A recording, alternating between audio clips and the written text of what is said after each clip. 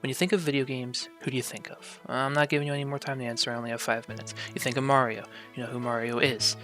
If you don't, we have bigger issues. Now, why is Mario so memorable? Innovative gameplay? Technically yes, but we're not talking about that specific aspect today. That was Mario the myth, now we need to talk about Mario the man himself. Mario's got an iconic look, partially due to Nintendo's original monopoly on the video game market in the 80s, but another topic entirely. Mario has a pretty iconic design, red hat, overalls, the damn mustache. When you see those you go, oh, that's Mario. Unless you're adjusted to society, then you think of some random guy, but I'm not socially adept. Alright gamers and everyone else forced to watch this, today we're taking a look at creativity in character designs, and to make it a bit more simpler, especially to fit into a smaller window, character design in video games. So I'm going to lay down a couple key points and then give a quick example as I design my own character for this video. You get to see me do art. I'm very sorry.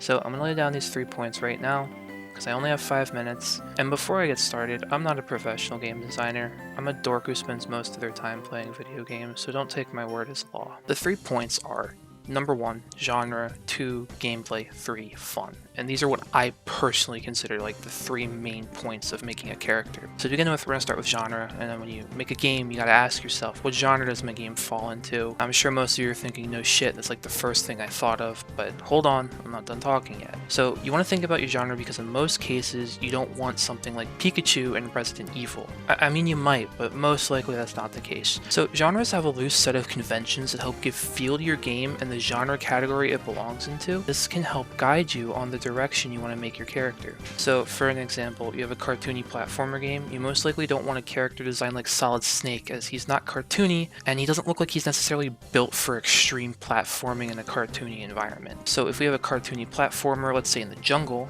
we could do a monkey who swings on vines.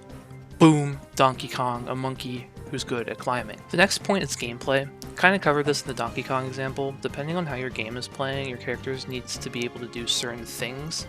If your game is a shooter, your character needs to be able to hold a gun or whatever device you're shooting with.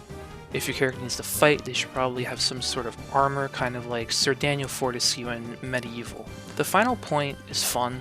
And this kind of goes 2 ways. One is how fun your character is to play and look at, and this helps people become attached to your character. And the other way is if your character is fun to you. Game design is fun, or at least I think it should be. You should have fun making your character and designing the world they inhabit.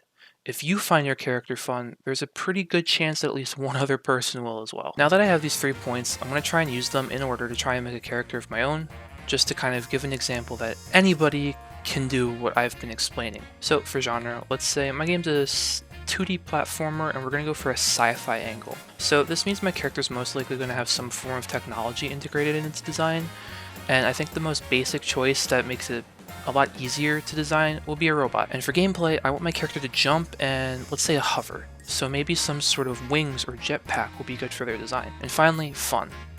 I want my character to be a little goofy, as that's something I personally find fun.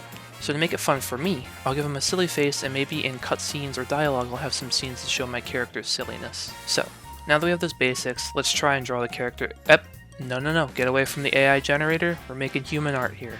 So, I draw a basic robot body as a start, and you can get inspiration from anywhere. Just look up robot, start taking some spits you like, and get rid of the pieces you don't. So, for my basic robot body, it's very simple. But for my game, I want a more simplistic art style, and that helps fit the genre. And my robot is 2D because 2D platformer, hope I don't need to explain that part. Now for gameplay, jumping and hovering. Jumping usually needs legs, so I'm going to give my robot some legs, but I want them to hover.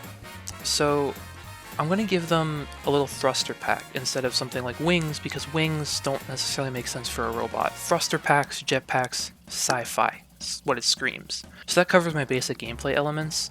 As I design my game further, I may tweak this design to incorporate things that will lend themselves to future aspects and gameplay mechanics I want to add in. And then finally, fun. Here I'm going to add some goofy little aesthetics to the design because those make me smile, and as dumb as it sounds, if it makes you smile, there's a good chance it's a good idea. And bam! There you have it, video game character. And I know this was super short, not very thoroughly explained process, but I only had 5 minutes and the script is getting kinda long, so I have to talk faster because I don't want to cut any of the content. I hope this helped potentially inspire you to make your own character. I personally think everyone has the power to be creative. It's an inherently human trait. You just need to hone that power and listen to it, and you can create great things. and I'm very excited to see what you create.